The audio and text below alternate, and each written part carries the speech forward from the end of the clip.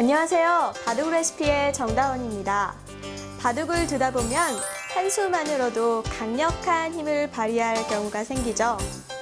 바로 그 첫 번째, 제일 먼저 생각나는 것이 두점머리를 두드리는 일이 아닌가 싶은데요. 상대방에게 두점머리 두드림을 맞게 되면 흐름을 상대방에게 내주는 경우가 많고, 그리고 반대로 자기가 상대방의 두점머리를 두드리게 되면 상대방을 자신의 흐름으로 이끌어 나갈 수 있는데요. 이런 두점머리, 바둑을 둘 때 아주 유력한 수법입니다. 그럼 오늘 이 두점머리를 한번 알아보도록 하겠습니다.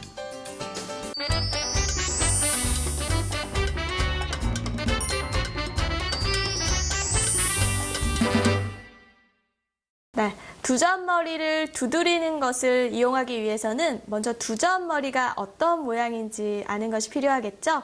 그럼 먼저 그림을 보실까요? 이런 형태가 있습니다. 백이 이쪽을 이렇게 젖혀간 상황인데요.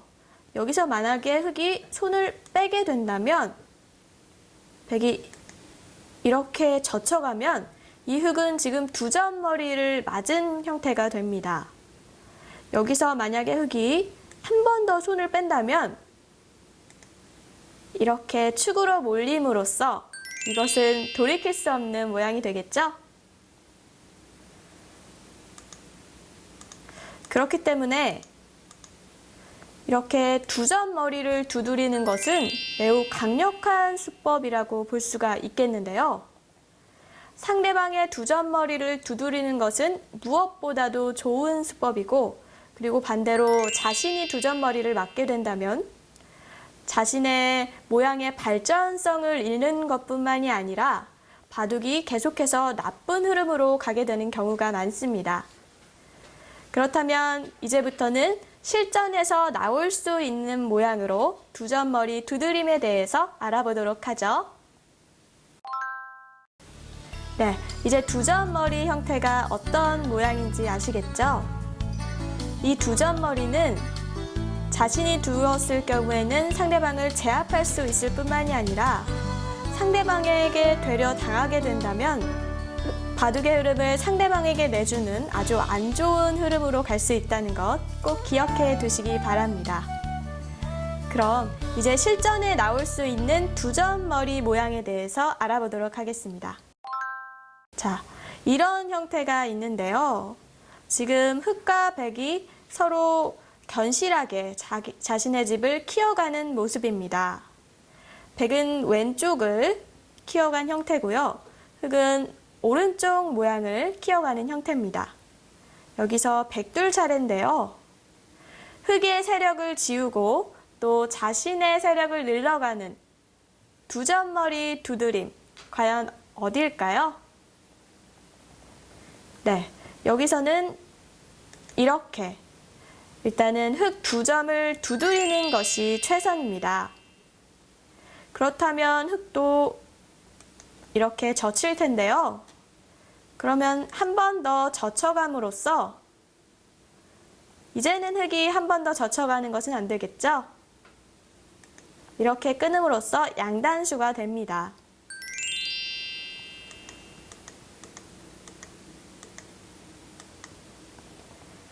이렇게 상대방을 제압하면서 젖혀가는 수, 이런 것을 두드림이라고 하는데요. 지금 이 형태에서 두점머리 두드림을 맞았을 때 흑이 둘 수 있는 수가 마땅치 않습니다. 일단은 흑의 연결을 해야 될 텐데요.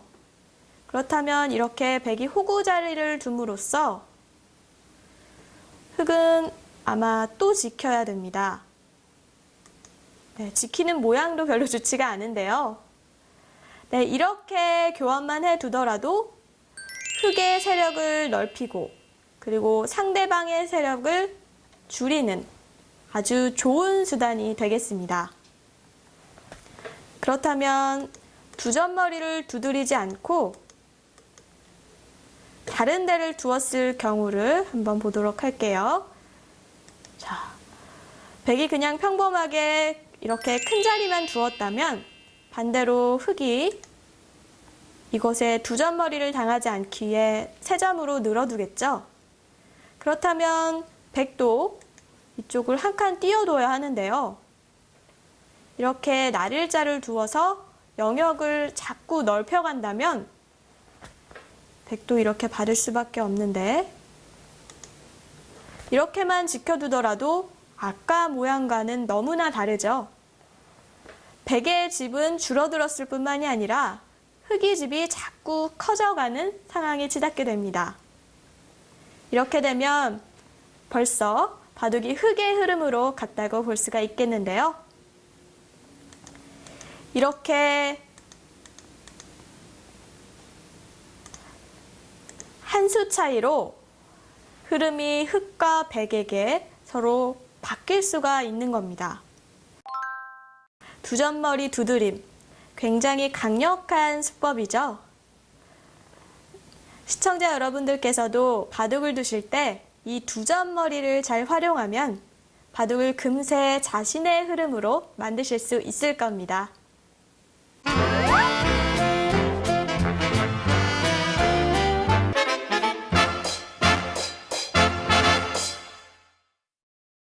네, 이렇게 두 점머리를 두들김을 당하느냐 아니면 두드리느냐에 따라서 흐름을 자신의 것으로 만들 수 있다는 것 아시겠죠? 그렇다면 실전에서 많이 나오는 모양으로 두 점머리 두드림에 대해서 알아보도록 하겠습니다. 자, 이 그림을 보실까요? 네, 이 그림도 역시 흙과 백이 서로의 영역을 확장해가는 모습입니다. 백이 이렇게 삼삼을 침입하고 흙이 이쪽으로 막아가고, 그리고 백이 이렇게 나간 결과인데요. 네, 여기서 상대방을 제압하고 그리고 자신의 영역을 넓혀가는 두 점머리 두드림은 어딜까요? 네, 바로 여기입니다. 이렇게 맞게 되면 백은 일단 이 두 점이 약하기 때문에 이렇게 젖혀 두어야겠죠? 그렇다면 흙이 이렇게 늘어두고요. 백이 밀면 늘고, 이렇게 호구치는 수순까지 흙의 형태가 굉장히 두터운 것을 알 수 있죠. 네, 반대로 백이 두드림을 하는 경우에 대해서 알아보도록 하겠습니다. 네, 흙이 이 정도로 한 칸을 띄워둔다면 이번에는 백이 이렇게 두 점머리를 두드리겠죠. 흙은 이렇게 막을 수밖에 없는데요. 백은 이렇게 2단을 젖힘으로써 이렇게 흙도 늘어야 하고요. 이렇게 이어가기만 한다 하더라도 이 변에 있는 흙돌이 굉장히 위험하고, 또 아까 흙세력이 두터웠던 것과 반면 지금은 백이 타개가 너무 잘 돼서 흙 진염을 많이 부신 결과가 되겠죠. 네, 이렇게 해서 이렇게 한 칸 띄는 것보다는 백에게 이렇게 두 점머리를 두드려서 삶을 강요하고 또 이렇게 지켜둠으로써 자신의 영역을 두텁게 만들어가는 것이 최선이라고 볼 수가 있겠습니다. 네, 이렇게 해서 두 점머리 두드림을 통해서 자신의 영역을 확장시켜 나가는 것들을 살펴봤는데요. 사실 두드림이란 젖힘을 의미합니다. 두 점머리를 두드렸을 때 그 강력함을 담아낼 수 없어 좀 더 강력한 표현인 두드림이라는 표현을 쓴 것인데요. 이렇게 두 점머리 두드림은 자신의 영역을 확장시켜 나갈 뿐만 아니라 상대방을 제압할 수 있는 강력함도 담고 있는데요. 그럼 이번 시간에는 상대방을 제압하는 두 점머리 두드림에 대해서 알아보도록 하겠습니다. 네, 지금 이 그림을 보시면 흙이 이렇게 두 점이 나와 있고요. 여기서 백이 둘 차례입니다. 여기서도 역시 두 점머리 두드림을 통해서 분위기를 백쪽으로 이끌어낼 수가 있겠는데요. 상대방을 제압하는 두 점머리 두드림, 이 모양에서는 어떤 수일까요? 네, 여기서는 이렇게 두드려 가는 것이 정답입니다. 똑같이 흙이 이렇게 젖혀 나간다면 다시 젖혀서 흙은 역시 한 번 더 젖혀 나갈 수가 없습니다. 이렇게 양단수를 몰리게 되면 이건 걷잡을 수가 없겠죠.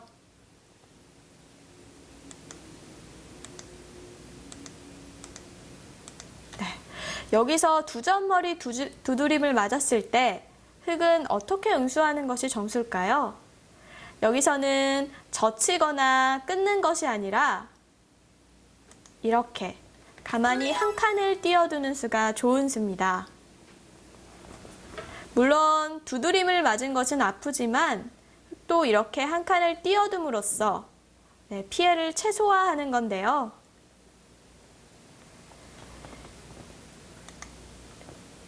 이렇게 젖혀서 2단 젖힘을 맞는 것보다는 이렇게 한 칸을 띄어서 다음 수를 도약하는 것이 정수입니다.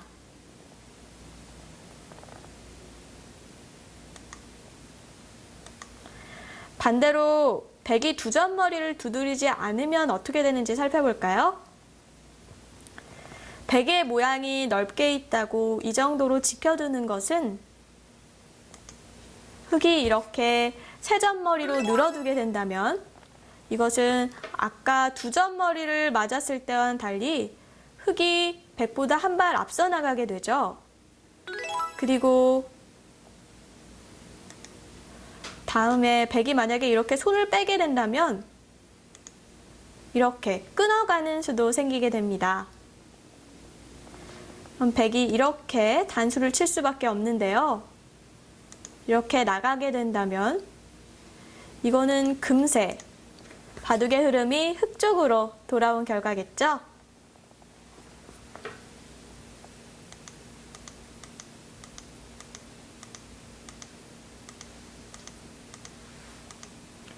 그렇기 때문에 이 그림에서 백에게는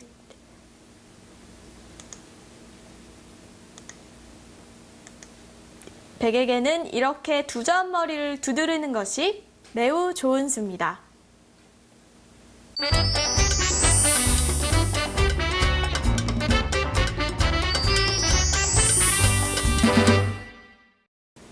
네, 이렇게 해서 내 영역을 확장시키는 두 점머리 두드림과 상대방을 제압하는 두드림에 대해서 알아봤는데요. 사실 이 두 점머리 두드림에는 또 알아두어야 할 것이 있습니다. 그 이후에 2단 젖힘과 그리고 두 점머리와 비슷한 모양인 세 점머리인데요. 그럼 그림에서 한번 살펴볼까요? 여기서는 아까 배웠다시피 이렇게 두 점머리를 두드려야 되겠죠? 흙도 손을 뺀다면 이렇게 축으로 몰리기 때문에 손을 뺄 수는 없습니다. 또 이렇게 젖혀가는 정도인데요. 그렇다면 여기서 아까 말했던 2단 젖힘을 사용할 차례입니다. 여기서 이렇게 2단을 젖힌다면 흙은 이것은 양단수로 몰리기 때문에 둘 수가 없겠죠?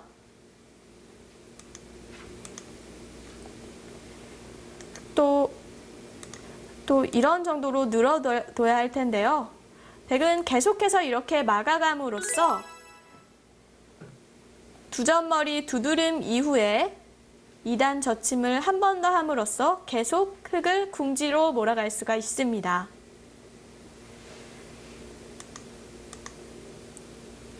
흙이 여기서 이렇게 호구를 치는 것도 이렇게 늘어주는 정도만 하더라도 이것도 다음 수가 흙에게는 만만치 않습니다.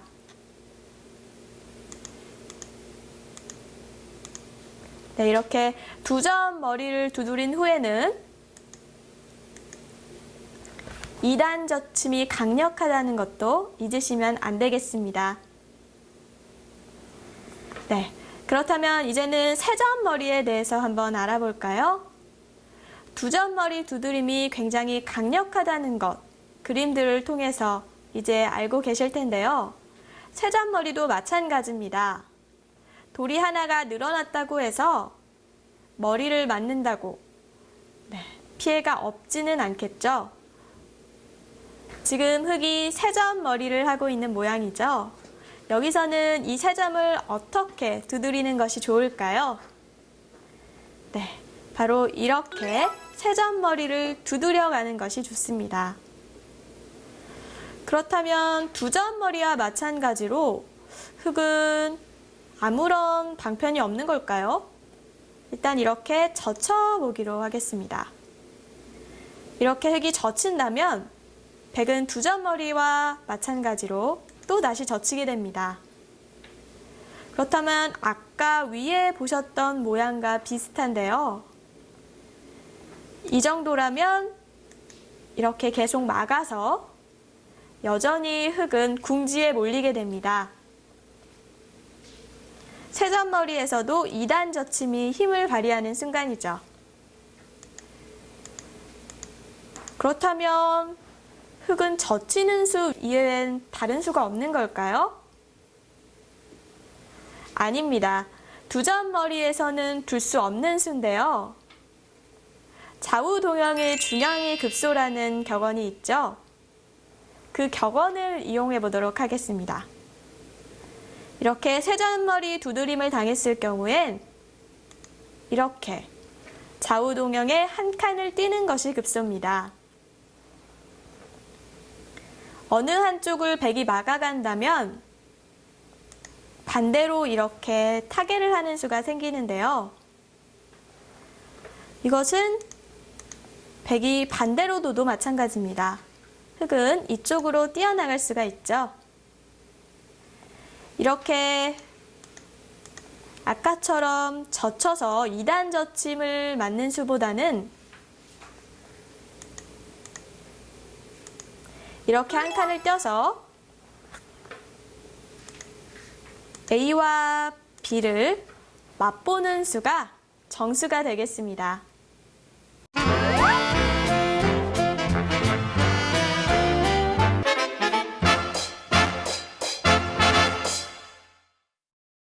네, 두점머리 두드림 이후의 2단 젖힘의 강력함과 세점머리를 당했을 때의 이후의 처방 잘 기억하시겠죠? 네, 그렇다면 다시 한번 두점머리 모양에 대해서 나눠보도록 하겠습니다. 네, 지금 포석 단계인데요. 이 흙 두 점을 제압하는 두점머리의 두드림은 과연 어딜까요? 네, 여기서는 백이 이렇게 두점머리를 두드리는 것이 아주 좋은 수입니다.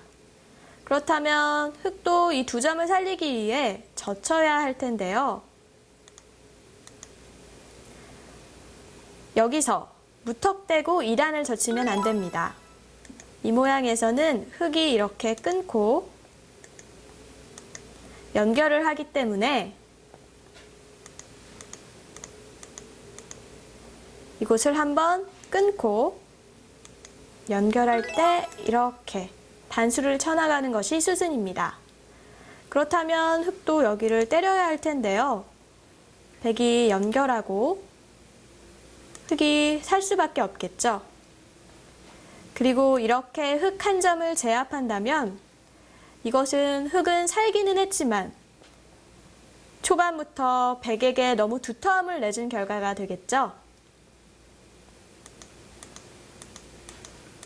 이 모양에서도 역시 흙의 두점머리를 두드림으로써 백이 주도권을 잡아간 결과인데요. 그렇다면 반대로 백이 그냥 큰 곳을 차지한다면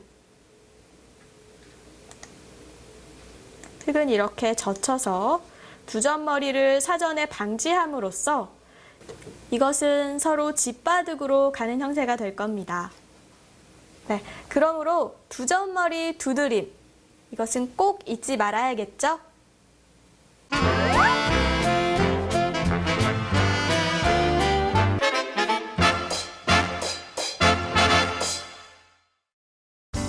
네, 이렇게 해서 두점머리 두드림에 대해서 알아봤는데요. 이 두점머리 두드림은 자신의 영역을 넓혀가는 수단이 될 뿐만 아니라 상대방을 제압하는 아주 강력한 수단이라는 거 꼭 기억해 두시기 바랍니다. 이 두점머리는 초반 포석이나 중반에서 많이 찾아볼 수 있는데요.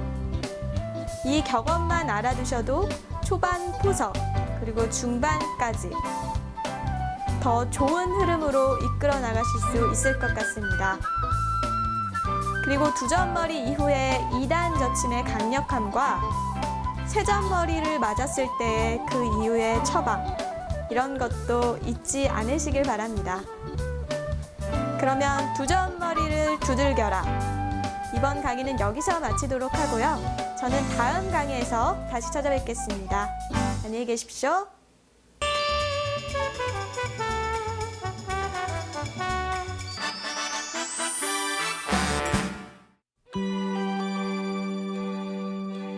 바둑은 승부라고 생각해요. 바둑에서 승부가 없으면 너무 이기거나 지거나 아무런 느낌이 없다면 발전도 없을 거고요. 그런 마음으로써 제가 자꾸 성장해 나가고 그리고 또 성장해 나감으로써 계속 바둑을 하고 싶고 또 아직까지 바둑에서 지게 되면 너무 속상하고 또 제 자신이 한심해질 때도 있고요. 그래서 바둑을 한마디로 정리한다면 승부라고 생각해요.